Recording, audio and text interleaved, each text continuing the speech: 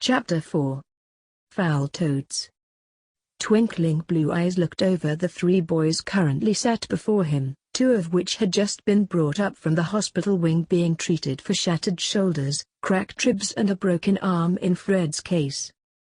What he had witnessed down in the Great Hall had been beyond even his comprehension. When the wolf had been locked inside, he had instantly become aware of the three boys standing at the Gryffindor table. Knowing that his fellow professors would have the unknown animagus covered, he had focused on them. Harry had his back him, so he was unable to see him, but he had seen Neville and Fred. Both had brilliant glowing blue eyes. None of them had spoken, but they seemed to be communicating as both Neville and Fred had nodded to Harry before sharing a look and taking off at a dead sprint towards the door. The speed in which they ran was inhuman. There were no spells out there that could have increased their speed to that extent.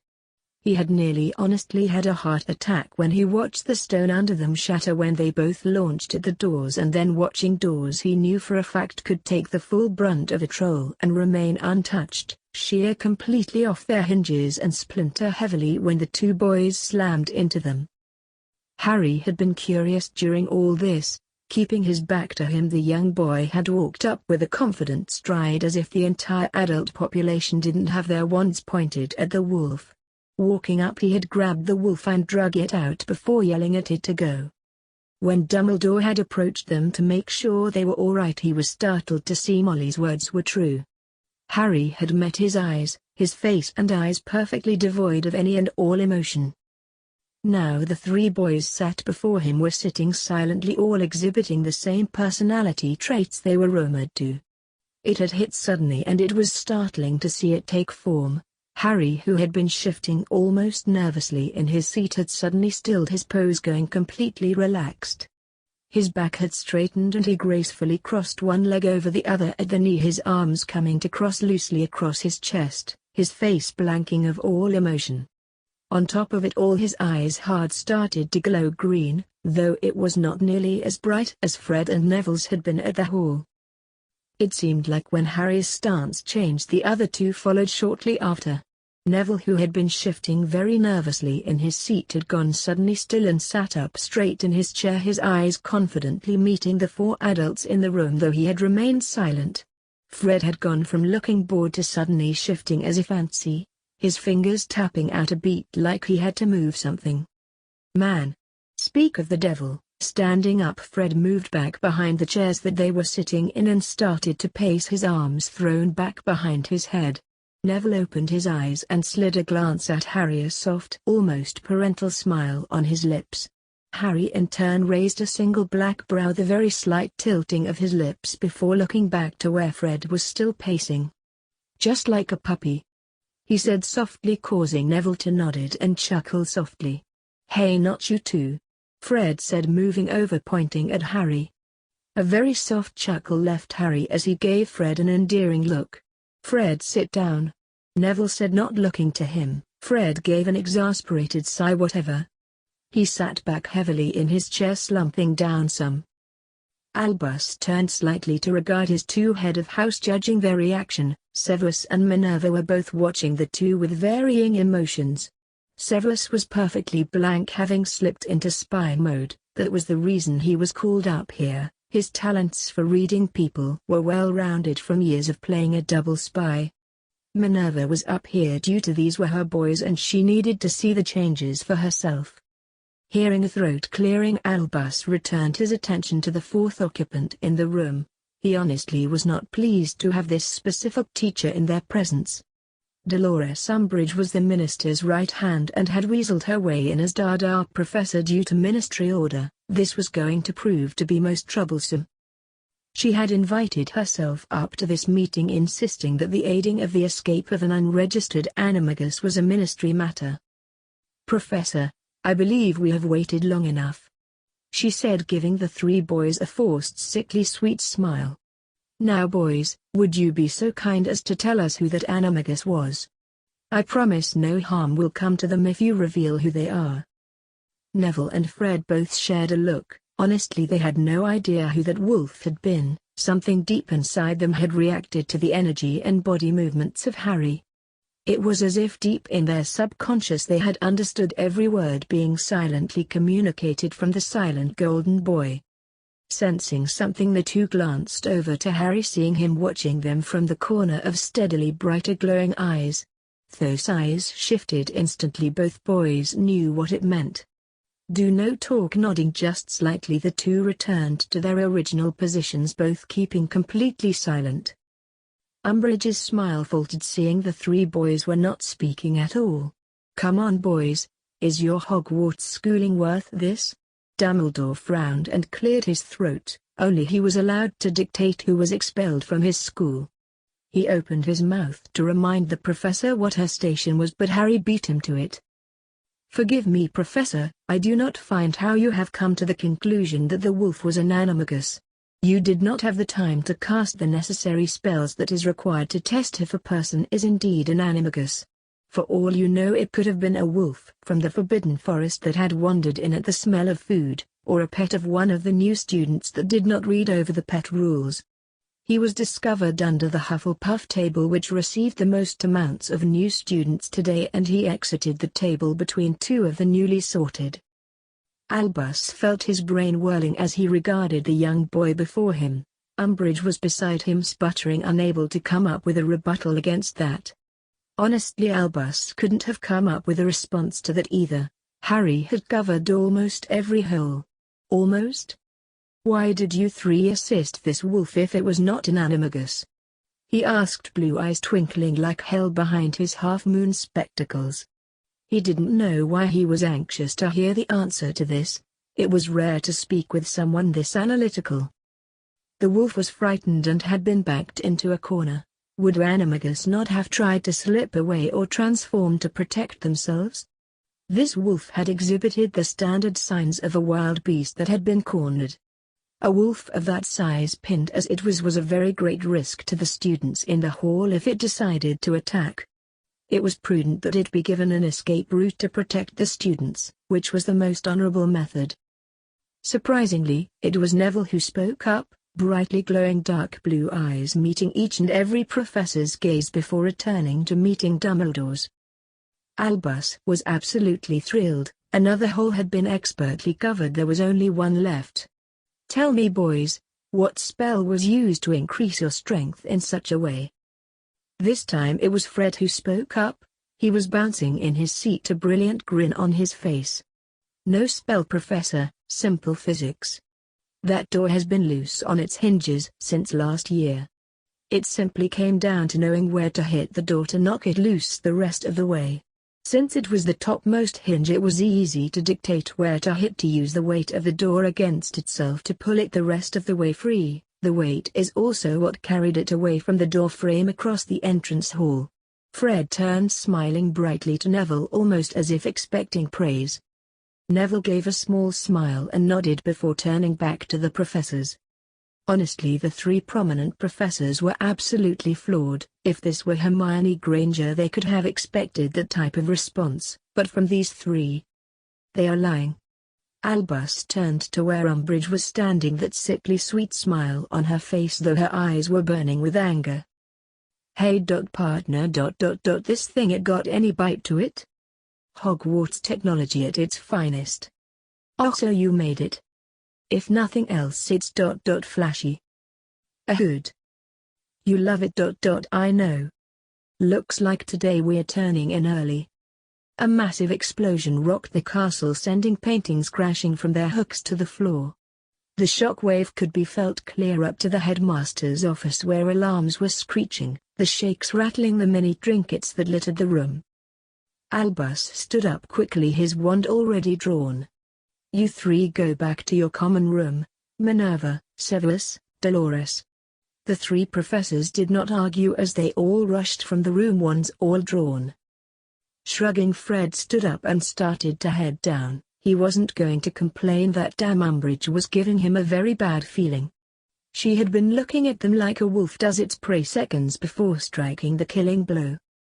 The three boys walked out into the hallway and smirked, seeing two figures resting against the wall opposite them. George, Dean. George pushed himself off the wall. That I just did something bad and got away with it, smirk firmly in place. Laughing, his twin rushed over and clapped him on the shoulder. You'll have to tell us what you two did. We felt it all the way up here. Oh, I know, yo. We were waiting for you down the hallway. You can thank Dean here. He's the one that made it. Good work, you two. Your timing was perfect. Harry said, giving them a small grin, his eyes returning to normal once more. Of course, you.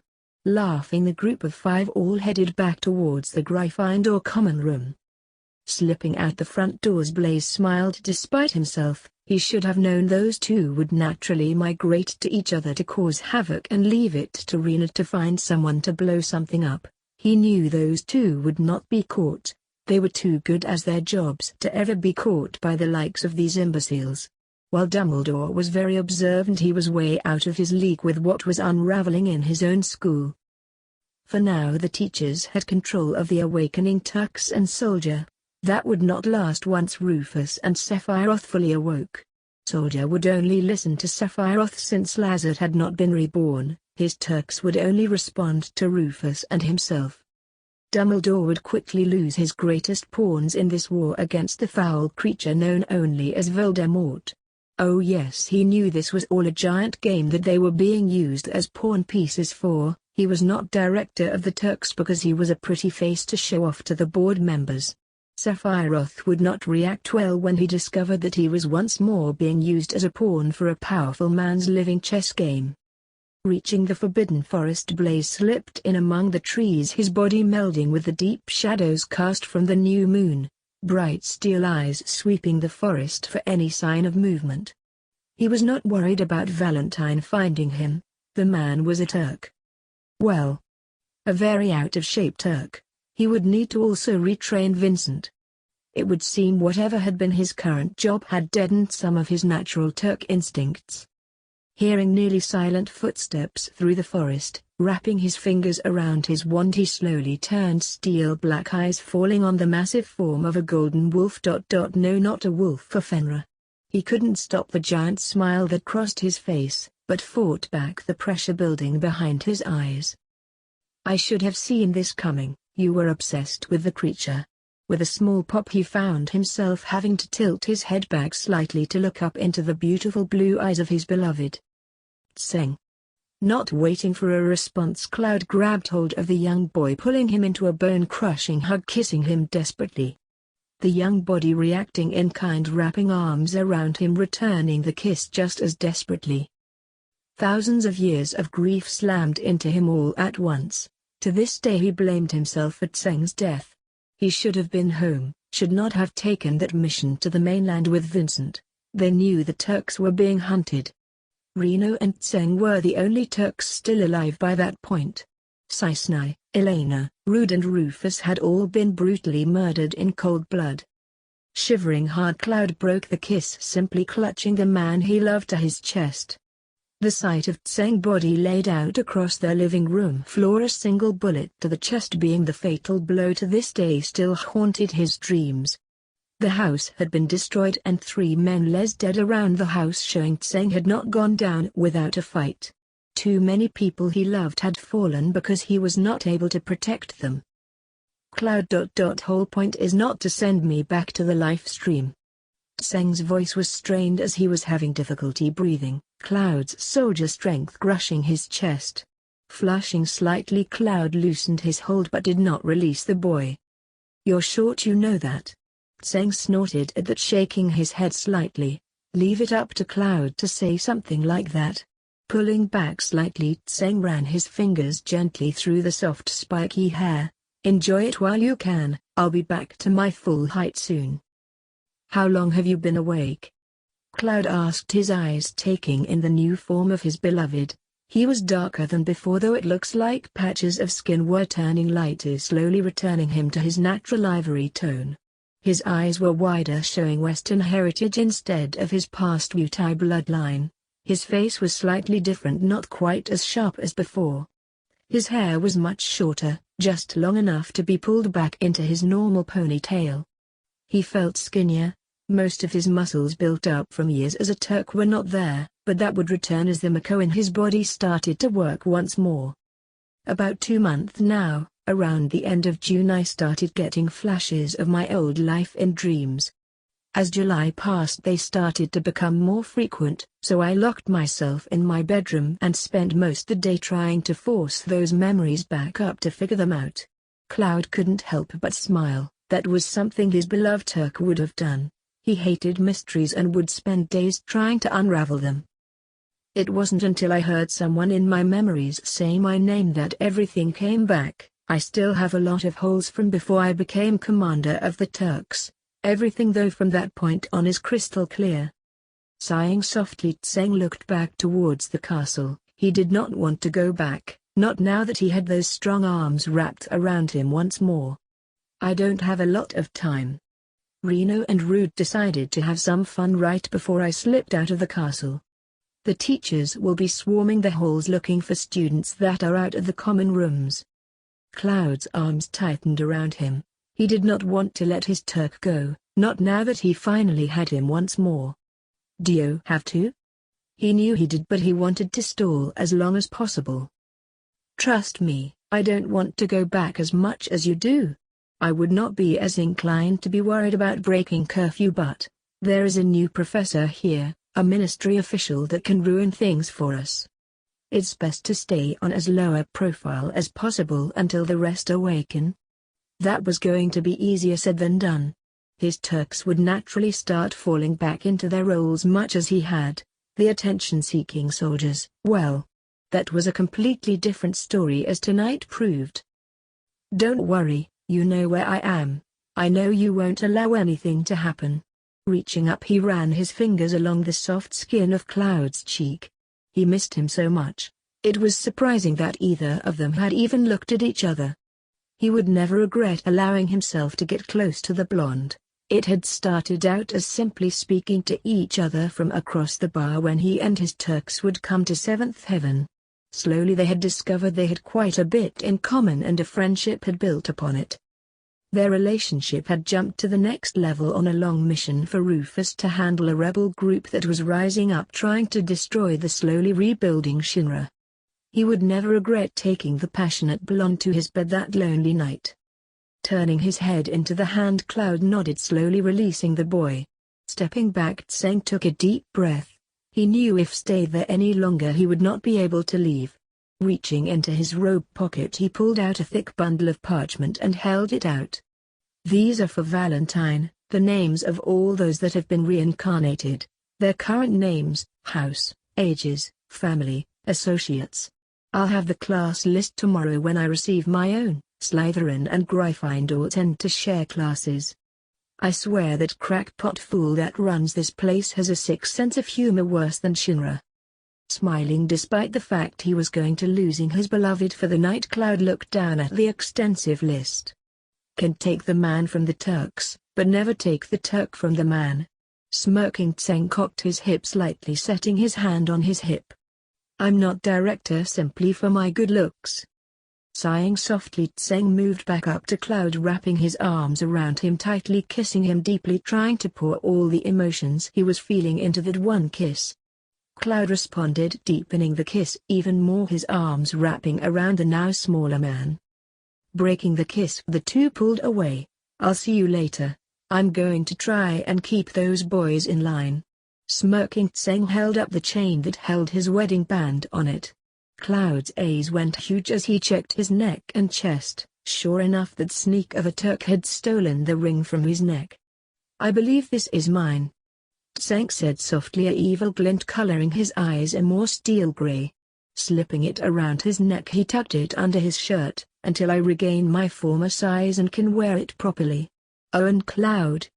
Tseng stopped at the tree line, turning back just slightly, that evil glint sending a shiver down Cloud's spine. Something to help you sleep. This body is untouched. Smirking darkly as he saw those beautiful blue eyes darken in lust, he turned, heading back towards the castle. Stepping in through the portrait hole, the small group was all chatting excitedly.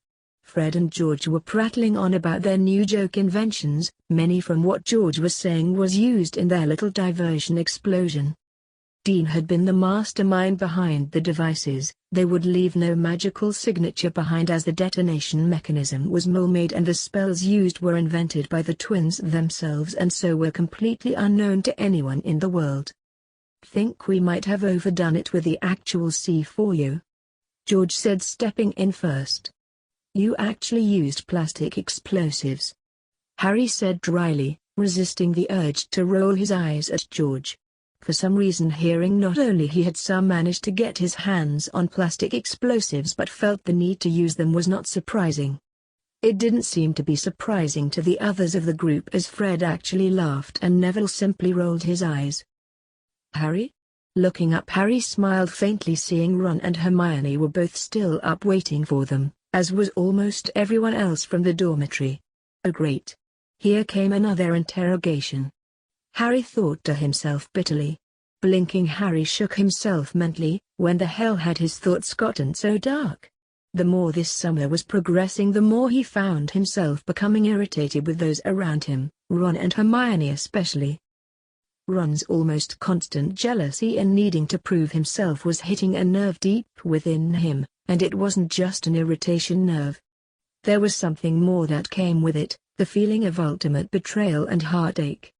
Hermione's constant show of her superior intelligence and bossiness and Mother Chobokoing was grating on his nerves. "Wait. What the fuck is a chocobo?" Ron and Hermione quickly moved up to the group. Ron was looking at his brother with something between awe and jealousy. "How the bloody hell did you two do that?" he asked, looking between Neville and Fred. Rubbing the back of his head, Fred gave his little brother a sheepish smile. "No idea, to be honest. I don't even remember hitting the door." He shrugged and started to do squats where he stood, needing to burn off some energy. Not willing to deal with playing 20 questions at the moment, Harry broke away from the group, heading for the boys' dormitory stairs. "Harry?" Stopping on the bottom step, Harry resisted the urge to growl. Instead, he pushed the emotion back behind the newly discovered wall and turned face perfectly emotionless. Hermione stood looking at him with a worried expression on her face. "Harry, will you please talk to us? What is going on? You are changing into someone we don't know anymore." Harry simply shrugged, turning his eyes away. He knew he was changing, but something about the changes felt more natural, like this was who he was really supposed to be. The small group below, still talking about the prank George and Dean had pulled off, seemed to have no problem with his new attitude. "It's better this way, Hermione. It lowers the risk of any of you getting hurt now that Voldemort is back." He didn't give a shit what the hell the Ministry said about him or Voldemort. He knew that the man was back, and that was all that mattered. If he had to take the man on completely by himself, he would. "Harry, please." This time he did sigh and turned, leveling her with the iciest glare he ever did, brilliant glowing cat-slit eyes locking with Hermione's. Gasping, Hermione stepped back, some feeling tears building in her eyes. Those eyes scared her. They were so cold. Turning away, Harry moved up towards his room. He didn't know why he was trying so hard to push Ron and Hermione away. Something deep inside of him was telling him it was the only way to keep them safe. To say that Harry was in a bad mood the next morning would have been an understatement. Last night had been the worst he had ever experienced. Just like every night since July, his nights had been plagued with dreams of people he did not know, of events and places that he had no clue if they ever existed. Normally these dreams were always the same, happy visions that would turn to horror that would leave him in a cold sweat. Last night, though, there had been no happy dreams. Harry shuddered violently, willing his stomach to remain where it was now that he was no longer trying to bring it up. Green. Horrible burning green. The feeling of blades ripping through his skin, laying him bare and open, a cold metal table under his back, metal restraints locking his wrist and ankles in place. Needles being pushed under his skin, injecting a substance that felt like his veins were burning. A high oily laugh always broke through the green haze, A voice equally as oily would be speaking to him. Don't worry, off, you are special. You will become a living god. Sitting at the back desk of Defense Against the Dark Arts, Harry frowned at the horrible book in front of him.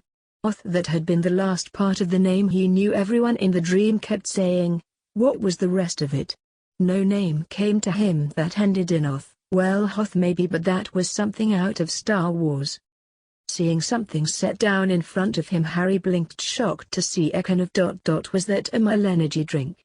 Blinking as something familiar clicking in him, he quickly looked up, seeing Blaise moving to where Malfoy was sitting across the room from him. Looking at the can, he found a small post-it note stuck to the can. You look like you had a rough night. This will help. T. Blinking rapidly, Harry looked back to Blaise. It was his handwriting, but why was it signed T? Shrugging, Harry didn't even think that it was given to him by a Slytherin. Popping the can, Harry dipped his head back, allowing the light green liquid to slide over his tongue. Almost instantly he melted back into his chair and threw his head back all the way, chugging the liquid crack. He had never had energy drinks before, but something about them was so familiar. Finishing off the can, he instantly started looking for a second one. There was always a second one.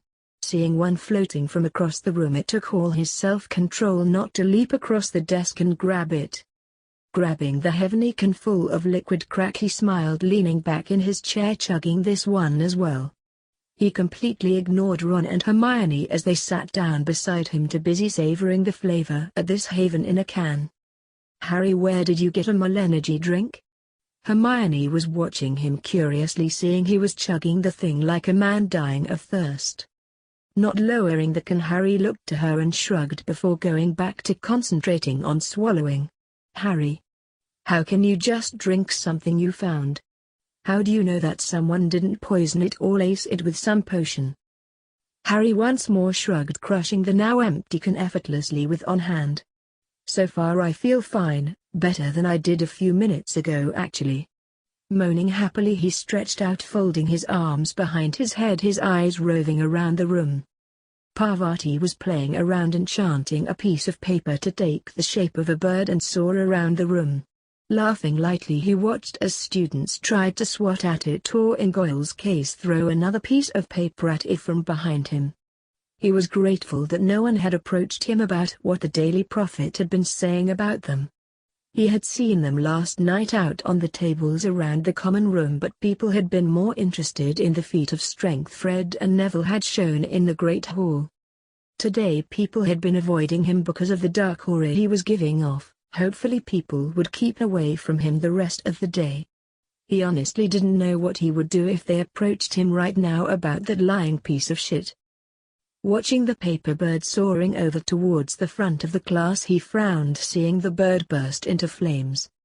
Hearing soft giggling behind, the whole class turned as almost one, seeing that horrible ministry official in Pepto Pink lowering her wand, that Gaia awful smile splitting her ugly face. Good morning, children. She purred and started to walk forward, her wand pointed at the chalkboard at the front of the classroom. Ordinary Wizarding Levels Examination, O.W.Ls. Commonly known as OWLs. Harry flinched with every sound of her voice. The high-pitched squeak that accompanied it left his for some reason oversensitive eardrums ringing afterwards. He was happy to see he wasn't the only one. Neville looked like he was in pain, and Dean, which surprisingly was wearing dark sunglasses inside, was frowning slightly. In front of him he could see Malfoy leaning over to Blaise, rubbing his ears. Blaise looked like he was ready to strangle the fat toad at the front of the classroom. Seeing a book float onto his desk, Harry looked down at it and honestly felt his brain cells screaming in protest. This defense book was for children. And not their type children, he meant like 5-year-old children. Glaring at the book, he resisted the urge to hit it with Fira. That would bring him some enjoyment to watch this horrid book burn. You will be following a carefully structured ministry-approved defensive magic.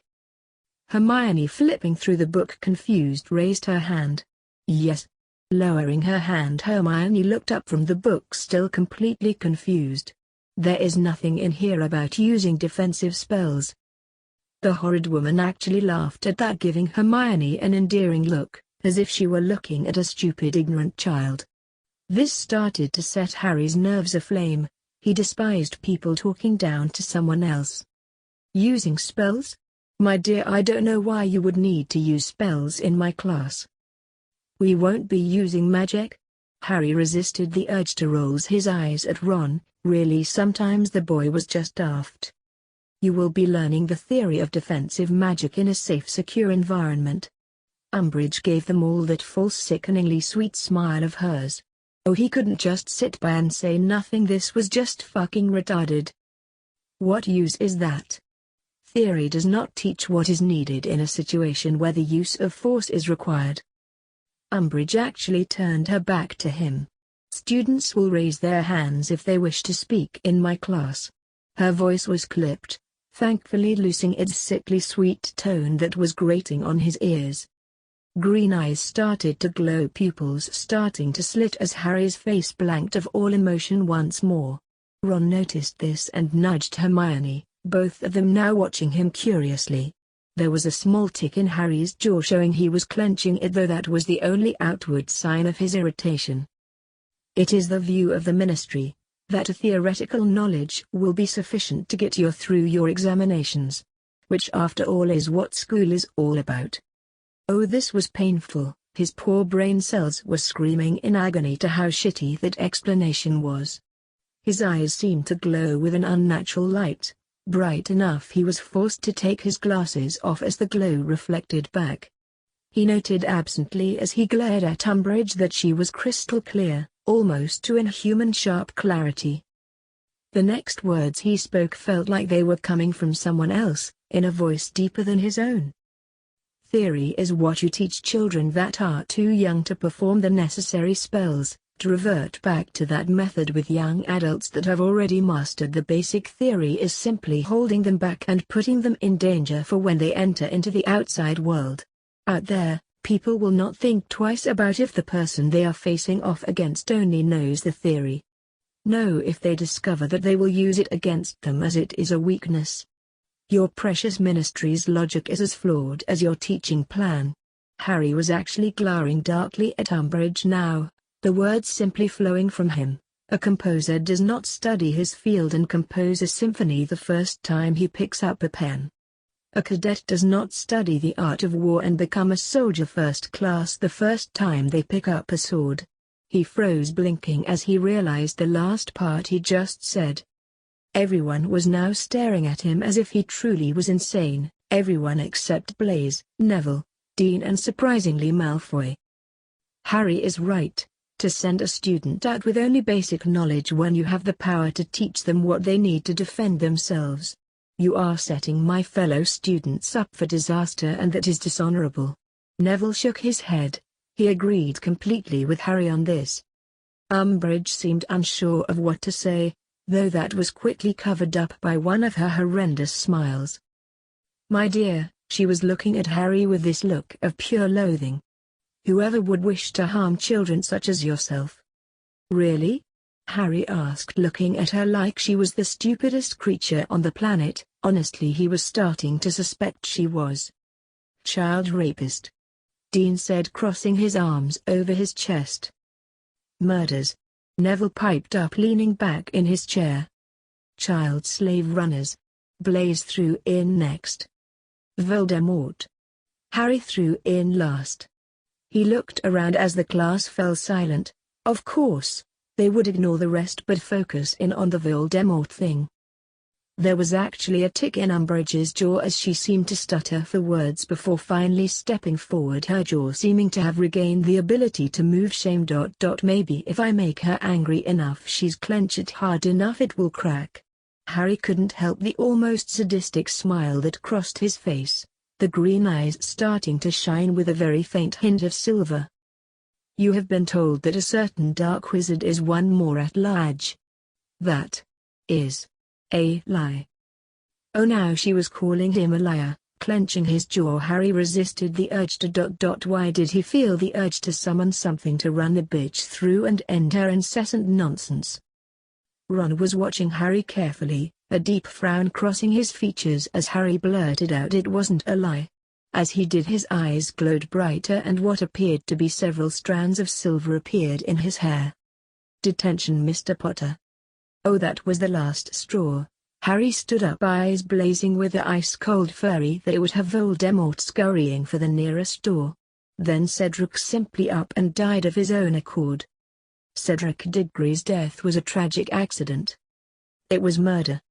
Enough. That last bit was screamed in such a high-pitched voice it sent Harry crashing back to his seat, clutching his ears as all he could hear now was painful ringing. Several others in the room were also clutching their ears, biting back tears of pain. After she seemed to calm down, she returned the mask for fake sweet to her face. "See me later." The rest of the day was hell on earth. Harry's eyes had not returned to normal, the brilliant green glow as prominent as it was in Dada, silver ring the far outside of the eye while the pupils remained cat-slit. He had tried wearing his glasses once more but found he could no longer see out of them. Ron had kept watching his friend closely. So far no other changes that he could see. Though it was only minor, it was strange to see single strands of Harry's hair had turned shocking bright silver. They were very few and were almost invisible among the wild hair, but for him it had been as clear as day as he saw them turn silver. Reaching Umbridge's office, Harry slowly pushed the door open. He wasn't going to grace her with the common courtesy of knocking. His face was a perfect emotionless mask as he walked into the horrible pink room. It had looked so much better when Remus was here. This was just disgusting. He tried desperately to keep from flinching at the annoying sound of all those damn moving kittens in the plates that lined the wall of the office. Mr. Potter, please. Have a seat." Umbridge motioned towards a table where a piece of parchment was already sitting atop the white lace. Moving over to the chair, Harry sat down and reached into his bag to pull out a quill. It was pretty damn obvious he was going to be writing lines. "No, Mr. Potter, you'll be using a very special quill of mine." With deliberate slowness, as if she was delivering the most precious of torture devices to her unsuspecting prey, she laid it down across the parchment. Instantly Harry could feel the dark magic pouring off in waves. Narrowing his eyes, he looked over the feather. So this was how she was going to play. "You didn't give me any ink. Let's see if she would give something away." Watching her, he saw a sick sadistic smile that was frightening familiar. She turned back to him. "You won't need ink, dear." That didn't bode well. Picking up the quill, he felt the dark magic responding to something deep in him. "What am I supposed to write?" "I must not tell lies." Oh, that was pathetic. Okay, he would play along for now. "How many?" "Oh, as many as it takes to sink in." She giggled and moved away, keeping her back to him. Frowning, Harry slanted glowing eyes down to the paper. Setting the pen on the paper, he wrote out the first line. Pain raced across the back of his right hand. He had for some reason started writing left-handed over the summer. Looking down, a small sadistic smile crossed his face seeing the words being carved into the back of his non-writing hand. Almost instantly the wound healed over, not even leaving a red mark. Turning back to the paper, that sadistic smile only grew. Watching brilliant red blood with a glowing green hue began to eat through the paper and the table below it. So this was designed to torture the writer by carving what they wrote into the back of their hand. No doubt it was designed to heal, but the heal would lessen with each time the line was written. Smirking, he saw that Umbridge was still looking absolutely smug with her back to him.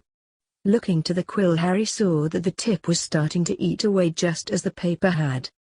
Oh, wouldn't that just piss her off? Figuring the slight sting was well worth seeing her face, Harry quickly scribbled out the next few lines, watching in satisfaction as the wound on his hand healed as if it was never there, not even leaving the skin red. The paper was melting as the blood ate away through the table, leaving "I must not tell lies" embedded in her table. Professor. Looking up from where she was reading a book, he watched with sick satisfaction as her eyes went huge seeing Harry holding up a quill that the whole bottom half had eroded away.